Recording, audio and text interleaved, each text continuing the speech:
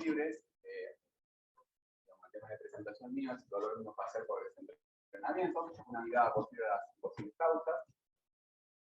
Y vamos a ir a la perspectiva de la presentación. Siempre hay que tener una mirada, pero uno va a exponer.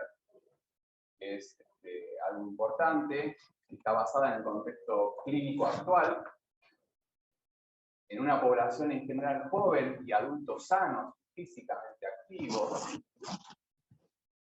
Recién en la charla anterior, una presentación muy interesante, un debate muy lindo, ¿sí? Entonces la teoría puede explicar algunas de las manifestaciones, pero no todas, ¿sí? Porque todos tenemos diferentes miradas, tenemos diferentes formaciones, diferentes escuelas, ¿sí? Pero casualmente estos son los sitios donde nosotros tenemos que expresarnos de nuestra propia mirada, porque dentro del consultorio uno está solo, ¿sí? Tenemos nosotros una evidencia científica en la cual nosotros nos basamos, pero luego nosotros tenemos nuestra propia conducta. Creo que es muy importante ese desarrollo, y es lo que después nosotros lo transformamos, ¿sí? En un trabajo de investigación. Pero no, somos investigadores dentro de nuestro consultorio. Y eso hace que después, escuchándolo, cada uno decía, bueno, voy a operar, no se operan, le hacemos planas de plaquetas, le hacemos proloterapia, le hacemos ondas de choque, ¿sí? Y como verán, la evidencia todavía está en pleno formación, se ha dado una semilla a la tierra y esta está creciendo, entonces creo que tal vez yo no lo vea, pero sucesivas generaciones verán esos resultados importantes que tiene, porque también nosotros, nuestro cuerpo va mutando desde ese punto de vista. Permite ampliar el horizonte de la evaluación y el diagnóstico, ¿sí? O sea, diagnosticar, en este caso, dolor miofacial por el entrenamiento, ¿sí? Es un tema que cuando me puse a investigar encontré que había muy poca evidencia, entonces intenté dar la mejor forma de presentación de la charla, que está abocada desde ese punto de conceptos generales, el índice de temas, conceptos generales, una posible fisiopatogenia de la temática propuesta, revisiones sobre el tema de la propuesta y una conclusión final, ¿sí? Para no hacerlo tan largo, porque hablar de dolor, también a veces hablar de una sintomatología que conocemos, creemos conocerla, porque la leemos, algunos la han experimentado y seguramente la experimentamos desde muy pequeño, a veces deja recuerdo, a veces no deja recuerdo, y después aparecen características de dolores. Y la característica de los dolores es ahí donde a mí sí me interesa saberla específicamente, cómo duele un nervio, cómo duele el tendón, cómo duele el músculo, cómo duele el hueso, porque muchas veces escuchamos, me fracturé y no sentí dolor. Me desgarré, no sentí dolor. Me rompí un tendón, no sentí dolor. O aquella otra persona que dice, tengo un dolor EVA, ¿sí? En escala visual analógica, de 8, 9. Y uno lo ve que entró por el consultorio caminando, sin ningún tipo de problemas, sin ningún tipo de discapacidades, y se sienta, empieza a relatar su contexto historial. Y cuando llega la palabra, ¿cuál sería su motivo de consulta? El dolor. Y aparece, a medida que uno va relatando el historial clínico, ese dolor que obviamente es un procesamiento sensorial. Uno empieza a ver, ¿cómo es? Entonces, nosotros describimos un dolor agudo y un dolor crónico. Y que arbitrariamente, ¿sí? Los journals de dolores, ¿sí? O los especialistas en dolores le ponen un tiempo cronológico, es decir, bueno, pasamos nosotros los 3 meses y esto es un dolor crónico. Todo lo que está por detrás de 3 meses es un dolor agudo un dolor agudo en menos de una semana y un dolor hiperagudo en 48 horas para abajo. Pero si nosotros hablamos de la fisiología de lo que es las recuperaciones de las lesiones, ¿sí? El tiempo juega un rol fundamental. ¿Sí? Las células satélites, los macrófagos, los neutrófilos, ¿sí? Las HSP70, las proteínas de choque, también usando como segundo mensajero. Obviamente hay todo un mundo dentro de la célula, ¿sí? Moviéndose cuando genera una lesión, y esos son también señalizadores de dolor. Y el dolor, ¿sí? Como dice claramente acá, es un procesamiento. Ayer escuché la palabra el dolor es un mecanismo de defensa. Claro que es un mecanismo de defensa. ¿Sí? Pero ¿qué tipo de dolor es un mecanismo de defensa? ¿Dolor agudo, hiperagudo o crónico? Y eso muchas veces nos genera una confusión y lo que nos da un diagnóstico a veces erróneo y lo que nos da a veces una terapia errónea de ese punto de vista. Me gusta la palabra sesgado, estamos completamente sesgados muchas veces con esta situación. Entonces, empezamos a aplicar terapia. Algunas de la terapia, por supuesto, van a funcionar bien.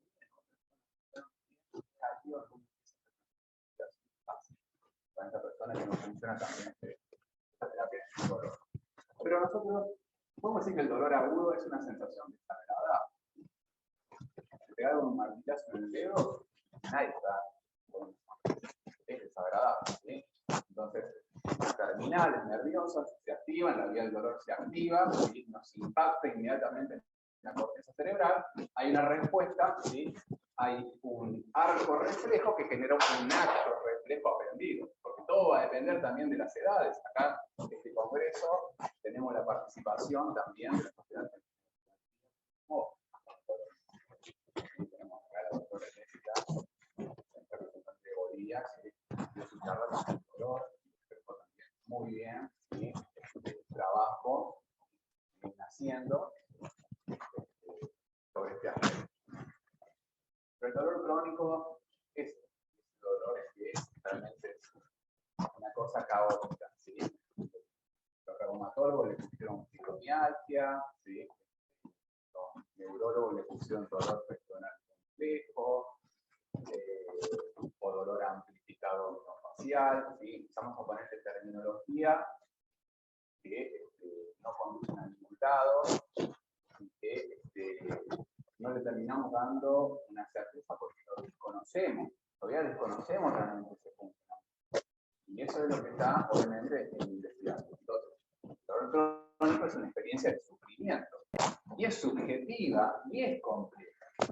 ¿Sí? Es subjetiva porque no lo vamos a entender nunca. Y la verdad, me duele hace 3 meses, me duele un año.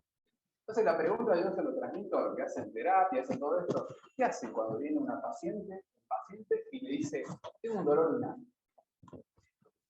¿Qué hace? ¿Qué sería la conducta inmediata a realizar? ¿Bien? Recuerden bien que lo tengo de un contexto clínico de ese tipo de... ¿Qué hace? Recuerden que muchos de nosotros estamos dentro de un consultorio y estamos obviamente también limitados por un horario. ¿Sí? Tenemos un paciente que en su relato de un dolor de un año debe durar no más de 15 minutos. Debemos en 15 minutos realizar una evidencia científica mental rápidamente para transmitir un diagnóstico rápido para hacer un tratamiento rápido. ¿Sí? Esto es más bien de la evidencia que yo tengo en el consultorio. Yo soy una persona que cuando llegó a Comodoro Rivadavia, la medicina del deporte era prácticamente desconocida, completamente desconocida. Entonces, ahora estoy recibiendo consultas que son, digamos, de segunda opinión, de tercera opinión con este tema. ¿Sí? Son los famosos pacientes de ambulante calificado. Obviamente, esa complejidad subjetiva, ¿sí? De sufrimiento hace que tengamos esta situación. Y no son, digamos, personas sedentarias, porque acabo de decir que esto está basado en personas jóvenes, sanas y sin lamentar. Entonces, cuando hago la investigación, preguntas, tiene la frecuencia, el volumen que maneja, concluyo que obviamente son personas físicamente activas. Entonces hemos dividido en conceptos generales el dolor. La fascia. ¿Sí? ¿Qué es la fascia? Yo creo que todos saben. Simplemente tejido conjuntivo, conectivo, ¿sí? Una red tridimensional. Rodea, sostiene, suspende, protege, conecta, divide componentes musculares, esqueléticos. ¿Cuántas veces hemos hablado del inicio, del perinicio, del inicio, ¿sí? Todas las membranas que recubren los musculares, círculos? Bueno, las vías del dolor están todas alojadas en diferentes planos. ¿Sí? La vamos a tener bajo la piel, la vamos a tener en la fascia misma. Las variantes anatómicas de cada uno van a ser que penetren más o penetren menos. ¿Sí? Entonces, por eso digo que a nivel de anatomía es muy complejo. Muy complejo interpretarlo desde ese punto de vista. Lo cual genera estrés, ¿sí? En cualquier estructura envuelta o relacionada con la fascia, con las consecuencias mecánicos y fisiológicos. Mecánicamente, todos los días nos levantamos, nos movemos, y la fascia va sufriendo. Todo va a depender, gracias a la medicina del deporte, obviamente, el conocimiento de esto, cómo yo manejo ese estrés mecánico y también fisiológico, porque la fisiología está clave específicamente de este tipo de control. Bueno,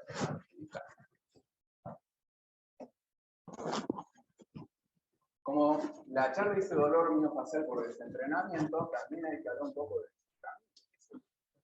¿Sí? Hay que analizarlo de desentrenamiento, pero tenemos, digamos, ayer se habló de Iñaki, que yo lo tengo acá también, una diapositiva, donde Iñaki específicamente dice que el desentrenamiento es una pérdida parcial o completa de las adaptaciones anatómicas, fisiológicas y de rendimiento.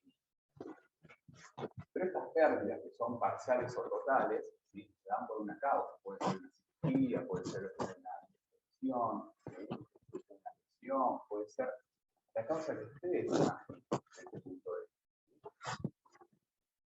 Hablar de entrenamiento, si nosotros le sacamos test y estamos en entrenamiento, ya todos sabemos ese proceso progresivo de entrenabilidad fisiológica y estructural de nuestro test. Ahora, si ponemos el test, el camino, la escalera, es el retorno. ¿Sí? Y ese retorno va a depender, obviamente, de la causa, por supuesto. ¿Sí? Como dice Pipe y Padilla. Pero también tenemos lo que dice Alonso, que el desentrenamiento deportivo es un proceso pedagógico. ¿Sí? Con un objetivo totalmente profiláctico para la salud. ¿Qué pasa cuando estamos en un club, ¿sí? Y se acabó la temporada? ¿Alguien se dedica a hacer un desentrenamiento pedagógico? ¿O le mandan a la casa como en vacaciones el último día de clase? ¿Sí? Chao, nos vemos. ¿Sí? Para la pretemporada. Cuidado. Y estaría tocando un ratito. La mayoría de las veces uno escucha eso. ¿Sí? Entonces, uno tiene que saber que es una profilaxis realmente hacer un desentrenamiento. Por ejemplo, aquella persona que se va a operar en una cirugía programada, ¿sí? Profilácticamente uno le tiene que programar, en este caso siempre hablando con un preparador físico, con un fisiólogo. Podemos insistir, no trabajamos solos. Tenemos que trabajar en equipo, interdisciplinariamente, que es lo único que mejora la conducta de las terapias desde ese punto de vista. Entonces, vamos a ver que la persona se va a sentir mucho más acompañada, ¿sí?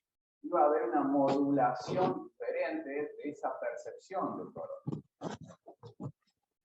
Entonces, ¿sí? Alonso describe un proceso pedagógico totalmente profiláctico para la salud del atleta que termina su vida activa, ¿sí? En este caso, que pasó, que concluyó también el deporte de alto rendimiento, ¿sí? El deporte de élite, pasó de un día a la noche, ¿sí? A ser un desempleado. ¿Sí? Entonces, hay que programarse este tipo de principios metodológicos, como dice acá, ¿sí? Sobre ese proceso pedagógico. Entonces volvemos acá al desentrenamiento con Mosquito y Padilla, ¿sí? Ellos hablan de una pérdida parcial y completa de las adaptaciones anatómicas y fisiológicas de rendimiento, pero no quise ponerle tanto los detalles porque ya muchos lo conocen, el estudio de 2000, toda la mayoría lo habla esto, entonces ya sabemos las consecuencias fisiológicas que tiene al cabo de 15 días. Al cabo de 15 días perdemos prácticamente un 20%, un 30% del ganado. Uno cuando habla en estadística, el 20%, 30% es muy poco eso. Para mí es un montonazo. Los índices, ¿sí? Enormes, ¿sí? Y después, ¿sí? Jorgens, ¿sí? En la literatura de tutela médica en el año 1976, describe un síndrome de desentrenamiento. Es una entidad clínica que se produce cuando atletas con un largo historial de entrenamiento de resistencia de repente abandonan su actividad física regular. ¿Qué casi en 1976 decía? Alguien que exponía el desentrenamiento, que hablaba específicamente de un historial largo de entrenamiento y que de repente abandona la actividad física. Eso muchas veces uno lo escucha. El síndrome se caracteriza por manifestaciones clínicas físicas como sensación de arritmias, ¿sí? Palpitaciones, dolor de cabeza, pérdida de apetito, alteraciones. Estoy seguro que ustedes han recibido, los que dedican a esta parte clínica, a escuchar este tipo de manifestación. Entonces uno dice, bueno, lo mandamos al cardiólogo, obviamente, lo mandamos al neurólogo, lo mandamos al gastroenterólogo, lo mandamos al neurólogo de nuevo, lo mandamos al psiquiatra. Pero nadie habla del desentrenamiento específicamente para decirle las vías de conexión que tenemos nosotros, que son esas las responsables específicamente de esa modulación. En estas posibles causas fisiopatogénicas de la temática, ¿sí? Yo creo que es la llave que nosotros debemos estudiar. ¿Sí?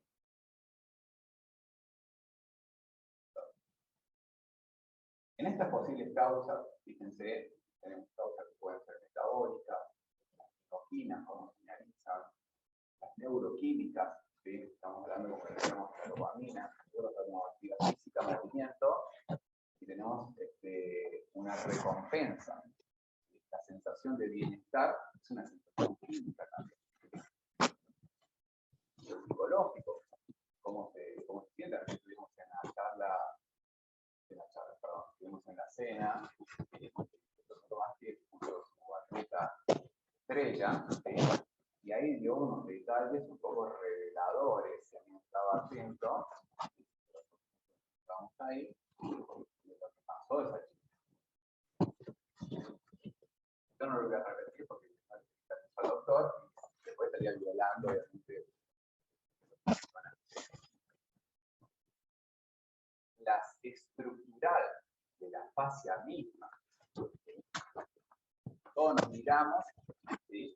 Y obviamente nos reconocemos porque somos de la misma especie, ¿sí? Pero ahora eso no es igual completamente, seguramente. Yo lo dejo con una signo de pregunta. La relación entre las posibles causas, ¿sí? Veamos, un antes y un después, pero este después puede ser un antes y después. ¿Sí? Valga la redundancia de la palabra, la distribución del tejido graso. ¿Sí? ¿Qué pasa con el desentrenamiento y el tejido graso? ¿Qué pasa cuando desentrenamos? ¿Sí? ¿Qué pasa con la función muscular?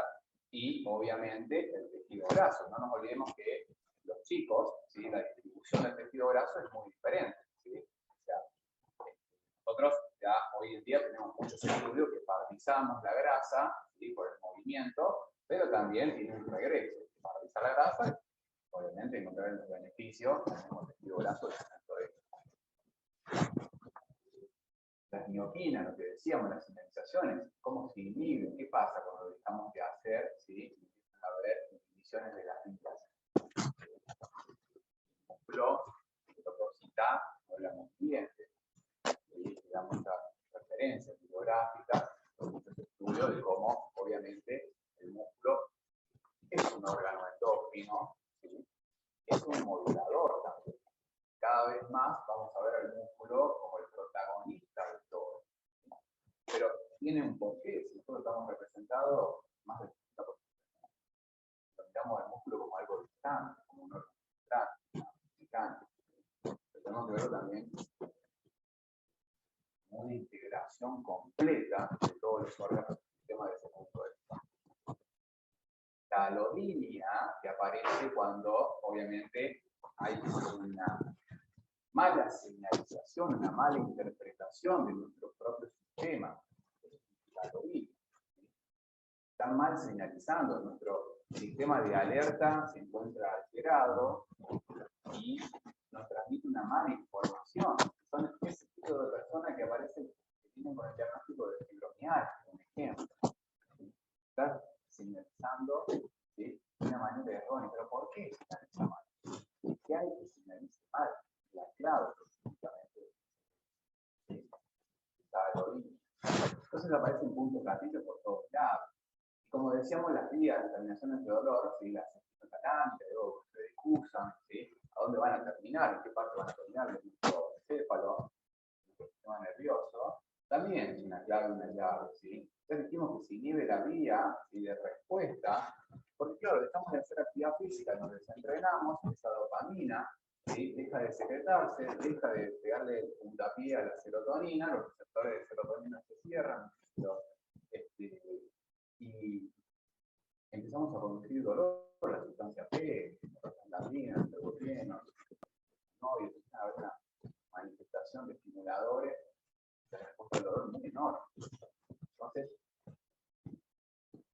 nadie dice en un momento, bueno, empieza a moverse. Cuando empieza a moverse la persona, aquella que comenzó a moverse, a las 2 semanas viene y dice que se mejor. No tenemos ni una pastilla.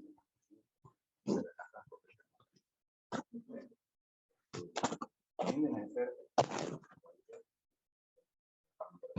obviamente, pero muchas veces tenemos este tipo de situaciones, dolores crónicos, dolores exfutbolistas, basquetbolistas, tenistas, con 2 o 3 pastillas, mostrando diferentes veces, sabemos que tenemos, cuando vemos el dolor, podemos modularlo a nuestras fases, en nuestras determinaciones, en nuestras postganglionarias, usamos obviamente hasta antidepresivos para modular el dolor. ¿Sí? Entonces, es una llave también a entender cómo somos nosotros específicamente, cómo manejamos el dolor y qué hacemos nosotros. Como dije, comenzar un proceso de investigación que nos lleve a ese concepto. Empiezo a moverlo y veo en cuánto tiempo empieza la mejora. La mejora va a ser sostenida. Bueno, ¿de qué manera la voy a sostener? ¿Sí? Le voy a aumentar la dosis de intensidad, de frecuencia. También me voy a tener que poner en contacto con el resto, ¿sí?, de todas las esferas que pueden ocasionar, porque yo puedo tratarlo con el movimiento, pero resulta que lo que hace es un trastorno, no sé, de la conducta, pues no queda otra que hacer terapia. Entonces, allí puede haber esas modulaciones específicas de ese punto de vista. Entonces, la clave, ¿sí?, está en entender todo esto. Fíjense, como decíamos, el dolor es complejo, completamente subjetivo. Claro, nosotros le preguntamos a una persona que conoce completamente su anatomía y necesitamos interpretarlo. Cuando uno utiliza el famoso Alicia, el dolor, como parte de saber, obviamente, la característica del dolor, comienzan a moverse, a expresar, pero no les sale una palabra justa. Porque no la hay. Uno dice, bueno, es quemante, punzante. Por supuesto, después intentamos con el mismo Alicia generar la localización, la L, y me duele acá. Entonces, cuando a mí me dicen, me duele acá, una región, dolor sordo. Completamente sordo. ¿Sí? No es focal, ya no es una fibra específica. Es la fascia que está en fallo. Es la fascia. Y eso, ahí ya me está interpretando esa respuesta, ¿sí?, de alerta que tiene la persona, que está en disfunción. ¿Sí? ¿Qué hay de todo esto? ¿Sí? De evidencia científica, pues hay un montón. ¿Sí? El doctor puso recién intranet, consumidor, también intranet, todos son lo mismo, pero bueno, también vemos las librerías de medicina nacional, medline, que estamos a todo a eso, académico, que nos da esa facilidad. Ayer decía citar también en la cena, ¿sí? Tenemos grandes personas que leyeron libros y nosotros tenemos todo fácil, todo muy fácil, pero no hay que olvidarse de esos libros, ¿sí? Nos siguen dando ese concepto de citar, que tienen referencias que pueden buscar grados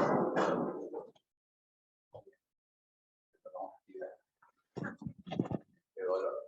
Bueno, este estudio, Mecanismos Cerebrales Humanos de Percepción e Regulación del Dolor, ¿sí? En salud y en enfermedades, es una revisión bibliográfica, es un metaanálisis que la fuente la hicieron Medline, ¿sí? El método utilizado, o sea, que ellos evaluaron, perdón, dentro del método evaluado, usaron dinámicos, neuroeléctricos, neuroquímicos, ¿sí? Y vemos que lo hicieron desde 1988, ¿sí? Al 2003. ¿Sí? Obviamente, acá está la publicación en Londres, en Inglaterra, la fuente, ¿sí? Journal del Dolor, por eso decía que había que separar dolor, fascia, para poder entender este tipo de temas. Dentro de las conclusiones, múltiples áreas cerebrales que experimentan la experiencia del dolor están fuertemente moduladas por las interacciones de las vías ascendentes y descendentes. ¿Ya? Hay una conclusión. Lo que acabo de poner, ¿sí? La llave en saber entre lo que es la fascia, cómo llega al sistema nervioso y del sistema nervioso, cómo lo interpreta, qué interpretación le da, y luego cómo descarga sobre la misma fascia con intensidad, con amplitud, ¿sí? De ese punto de vista. O sea que este estudio es muy interesante porque son más de 30 estudios, ¿sí? Revisados, y a su vez, fíjense, se identificaron a su vez los estudios adicionales a través de la bibliografía. ¿Sí? A través de la bibliografía. O sea que eso hizo que se ampliase más todavía, ¿sí? Este tipo de cosa que es completamente muy rico desde ese punto de vista. Por eso, como conclusión final, ¿sí? Conocemos las rutas del dolor miofascial, pero no del todo las regulaciones fisiopatológicas. Cuando alguien va a aprender neurología, digamos, en medicina, ¿sí? Una de las preguntas viene allí, a ver, explíqueme las vías nerviosas o los pares craneales, ¿sí? O los nervios espinales, o recorrido, origen, ¿sí? Estudiamos y los conocemos. Ahora, la interpretación es completamente diferente desde ese punto de vista. Es un rompecabezas, completamente. ¿Sí? Hay que intentar armar ese rompecabezas de la persona que sufre de dolor miofascial, sobre todo porque era deportista, no sentía ni un solo dolor, lo hemos evaluado mecánicamente, lo hemos evaluado anatómicamente, no tenemos nada, como dijimos, entró caminando, ¿sí? Sentó, empezó a hablar como si nada, pero de repente aparece ese dolor, esa palabra dolor. Y por supuesto, nosotros debemos seguir investigando acerca del impacto del desentrenamiento. Hoy hablamos de estudios del año 2000, del año 76, pero en la revisión bibliográfica todavía no tenemos bien especificado cómo es el desentrenamiento del desentrenamiento y cuál es el verdadero impacto que tiene en las personas. Los efectos negativos del desentrenamiento en forma aguda y crónica. Agudamente, que es lo que yo quiero tener, crónicamente, que es lo que se va a observar. Hay que seguir investigando, obviamente, porque la línea es el camino. Ese es el camino que debemos tener. Pero nosotros lo expresemos con esto, ¿sí? Con este tipo de charlas, con este tipo de encuentros. Cada uno podemos decidir quién es su experiencia de ese punto. Bueno, agradezco por la atención, espero no lo aburrido con esto.